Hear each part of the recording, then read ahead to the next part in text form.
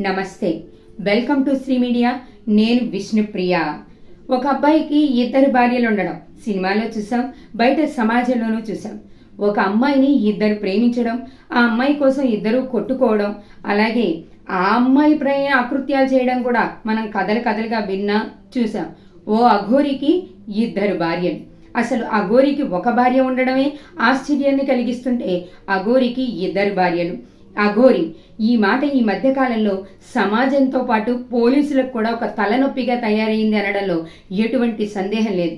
వాళ్ళు శాంతి భద్రతలను రక్షించే క్రమంలోనే, వాళ్ళ బాధ్యతలు నిర్వహిస్తున్న ప్రయత్నంలోనే ఈ అఘోరి లాంటి వాళ్ళు వాళ్ళకి ఇంకా తలనొప్పిగా తయారై వాళ్ళ సమయాన్ని వృధా చేస్తున్నారేమో అని అనిపిస్తోంది. అఘోరి అలియాస్ శ్రీనివాస్ వర్షిణిని వివాహం చేసుకున్నటువంటి వీడియోలు మనందరం చూసాం. ఈ కథ ఇంకా పూర్తిగా తెరమరుగు కాకముందే తెరపైకి రాధ అనే యువతి వచ్చింది. నేను కొంతకాలం క్రితం అఘోరిని ఇష్టపడి ప్రేమించి మేమిద్దరం ప్రేమించుకొని కనకదుర్గమ్మ వారి సాక్షిగా మేం పెళ్లి చేసుకున్నాం అని రాధ చెప్తోంది. పెళ్ళైపోయిన తర్వాత అనాథ పిల్లల్ని తెచ్చుకొని పెంచుకోవాలనుకున్నామని, ఆశ్రమాన్ని ఏర్పాటు చేసుకోవాలనుకున్నామని, ఈ ఒప్పందంతోనే అఘోరి మీద విపరీతమైనటువంటి ప్రేమతో నేను పెళ్లి చేసుకున్నాను అని రాధ చెప్పారు. పెళ్ళైన తర్వాత అఘోరి మాటలు మారిపోయాయని చెప్పారు. అలాగే పెళ్లి అయిన తర్వాత వర్షిణి గురించి అడిగితే వర్షిణి నాకు కూతురితో సమానమని, నా శిష్యురాలని అఘోరి చెప్పిందని కూడా చెప్పారు. ఈ క్రమంలోనే ఆశ్రమం గురించి ఇద్దరి మధ్య అభిప్రాయ భేదాలు రావడం వల్ల రాధ అఘోరికి దూరంగా ఉండడం జరిగిందని రాధ తన వాదన్ని వినిపిస్తున్నారు. ఎవరైతే కూతురుతో సమానమని అఘోరి చెప్పిందో అదే వర్షిణిని అఘోరి వివాహం చేసుకున్న వీడియోలు చూశాం. అసలు అఘోరికి వివాహం ఏంటి? అఘోరా లేదా అఘోరి అనేవాళ్ళు ఎలా బ్రతుకుతారు? ఇప్పుడు మనకి కనిపిస్తున్న అఘోరి అలియాస్ శ్రీనివాస్ నిజమా అబద్ధమా? ఈ ముసుగులో సమాజాన్ని ఏం చెయ్యబోతోంది అనేది నిజంగానే ప్రశ్నార్థకం. అఘోరా లేదా అఘోరి అనేవాళ్ళు శ్మశానంలో నివసిస్తారు. మనకి ఎక్కువగా కాశీ లాంటి ప్రాంతాల్లోనూ, హిమాలయ పర్వత ప్రాంతాల్లోనూ, పర్వతాల్లోనూ, కొండ గుహల్లోనూ వాళ్ళ జీవన విధానం ఉంటుంది. వాళ్ళు పూర్తిగా కూడా మానవ జీవనానికి వ్యతిరేకంగా బ్రతుకుతూ ఉంటారు.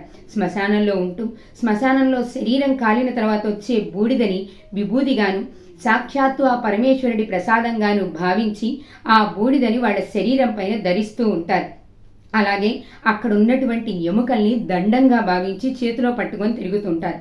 అక్కడ ఉన్నటువంటి పుర్రెల్ని ఆహారం తినేటటువంటి పాత్రలుగా భావించి శరీర కళేబరాల్ని, సగం కాలినటువంటి శరీరాల్ని వాళ్ళు ఆహారంగా స్వీకరిస్తారు. అందుకే కొన్ని ప్రాంతాల్లో ఈ అఘోర లేదా అఘోరీలను చూసి సామాన్య మానవులు భయపడుతూ ఉంటారు. మరికొన్ని ప్రాంతాల్లో వాళ్ళని సాక్షాత్తు పరమేశ్వరుడి యొక్క పరమ భక్తులుగా భావించి వాళ్ళని కూడా భక్తి శ్రద్ధలతో పూజిస్తూ ఉంటారు. కుంభమేళ లాంటి కార్యక్రమాలు జరుగుతున్న సందర్భంలో వీళ్ళని మనం ఎక్కువగా చూస్తూ ఉంటాం.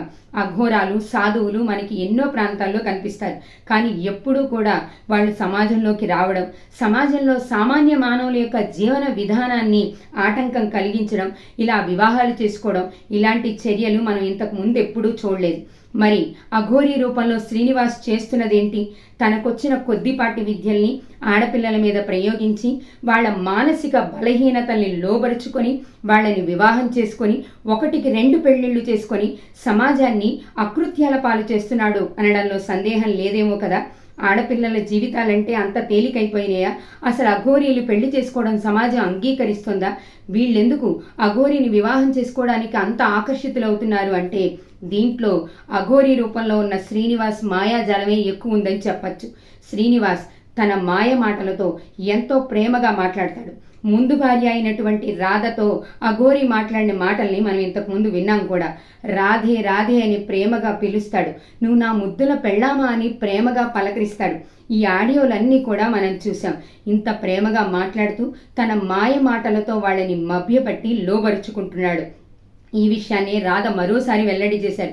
ఎవ్వరైనా సరే అఘోరితో ఒక 10 రోజుల పాటు ప్రయాణం చేస్తే, 10 రోజులు మాట్లాడితే ఆ మాయమాటల్లో పడిపోతారని, సామాన్య పురుషుడి కంటే కూడా అఘోరి మీద ఎక్కువ ప్రేమ పెంచేసుకుంటారని, అంత మత్తుగా మాట్లాడుతుంది అఘోరి అని రాధ చెప్పింది. అంటే దీని వెనకాల అసలు రహస్యం ఏంటి? నేర్చుకున్న కొద్దిపాటి విద్యలతో, తంత్ర విద్యలతో ఆడపిల్లల్ని మాయ చేస్తున్నాడా? వాళ్ళ జీవితాలతో ఆడుకుంటున్నాడా? అసలు ఏం చెయ్యాలని అనుకుంటున్నాడు? ఇదంతా కూడా ఎటువైపు దారి తీస్తోంది? ఆడపిల్లల తల్లిదండ్రులు తస్మాత్ జాగ్రత్త. ఈ మధ్య కాలంలో ఆడపిల్లలు ప్రతి చిన్న విషయానికి ప్రలోభపడిపోతున్నారు. ఇలాంటి అకృత్యాల్ని ఏ పరిస్థితుల్లోనూ కూడా ప్రోత్సహించకూడదు. మరో ఆడపిల్ల రాధలా, వర్షిణిలా తన జీవితాన్ని నాశనం చేసుకోకుండా ఉండాలి అంటే అఘోరీ పైన చట్టపరమైన చర్యలు తీసుకోవాలి అని సమాజంలో కొంతమంది విశ్లేషకులు, పండితులు కూడా చెప్తున్నారు. దీంట్లో మరో కోణం కూడా ఉంది. అఘోరీ రూపంలో చేస్తున్నటువంటి అకృత్యాల కారణంగా హిందూ ధర్మానికి ఇది పెద్ద సమస్యగా మారింది అని హిందూ ధర్మ విశ్లేషకులు చెప్తున్నారు. వీళ్ళు అఘోరీలు అంటే సాక్షాత్తు పరమేశ్వరుడి భక్తులు. అఘోరీ రూపంలో శ్రీనివాస్ చేస్తున్నటువంటి అకృత్యాల కారణంగా హిందూ ధర్మం మీద నమ్మకం తగ్గిపోతుందని, హిందూ విశ్వాసం మీద నమ్మకం తగ్గిపోతుందని, ఇది మా ధర్మానికి విరుద్ధమని, దీని పట్ల ఖచ్చితంగా చర్యలు తీసుకొని తీరాలి అని చెప్పి హిందూ ధర్మ సంరక్షకులు, విశ్లేషకులు కూడా మాట్లాడుతున్నారు. కాబట్టి ఇలాంటి చర్యలు ఏ రకంగా చూసుకున్నా సమాజానికి, ఆడపిల్లల జీవితానికి పెను ప్రమాదం అనే చెప్పాలి.